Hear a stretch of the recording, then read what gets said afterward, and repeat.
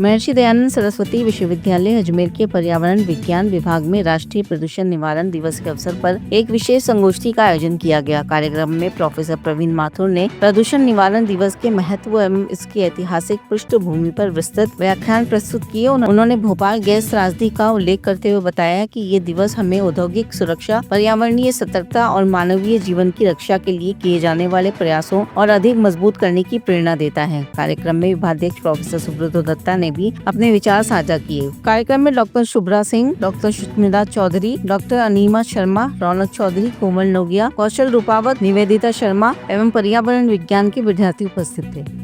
जी sir, आज क्या seminar आयोजित किया? आज 2 दिसंबर को हमारा नेशनल पोल्यूशन कंट्रोल डे के मनाया जाता है। बेसिकली एक अवेयरनेस कैंपेन है कि पहले जब भोपाल गैस ट्रेजेडी हुई थी वो 2 तारीख की रात को हुई थी, जिसमें कई लोगों को डेथ हुए, कई लोगों को जेनेटिक इफेक्ट हुआ, जिसकी वजह से वो आज भी पीड़ित हैं।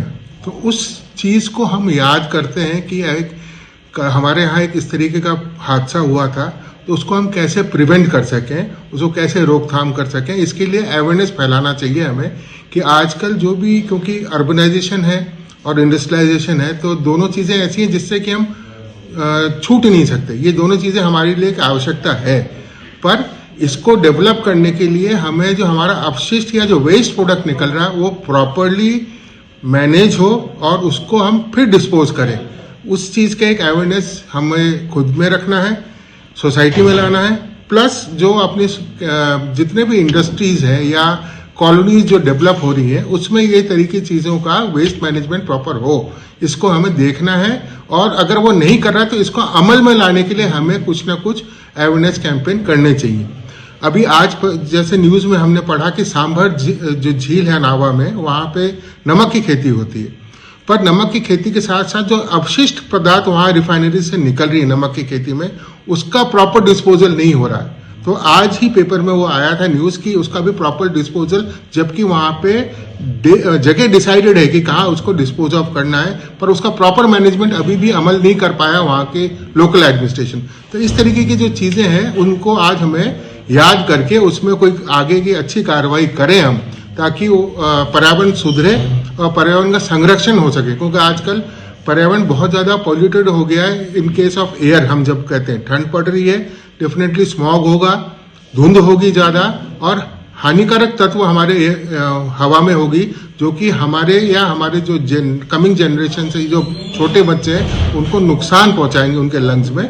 उन चीज़ों का निवारण के लिए हमें कुछ ना कुछ सोचना पड़ेगा। मैं प्रोफेसर दत्ता, पर्यावरण विज्ञान विभाग, महर्षि दयानंद सरस्वती विश्वविद्यालय का विभाग अध्यक्ष।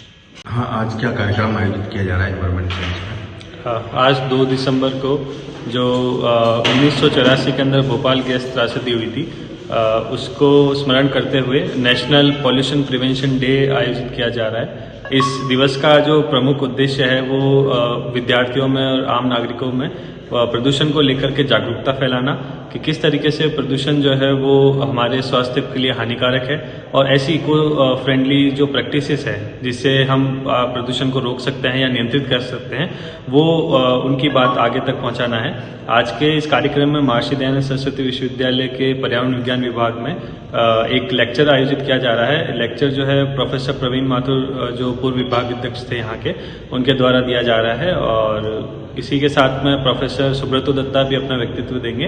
और इस लेक्चर का प्रमुख उद्देश्य यही रहेगा कि किस तरीके से विद्यार्थी जो है वो अपने दैनिक दिनचर्या की जो गतिविधियां हैं उनके अंदर ऐसी इको फ्रेंडली जो प्रैक्टिसेस है उनको अमल में ला सकते हैं।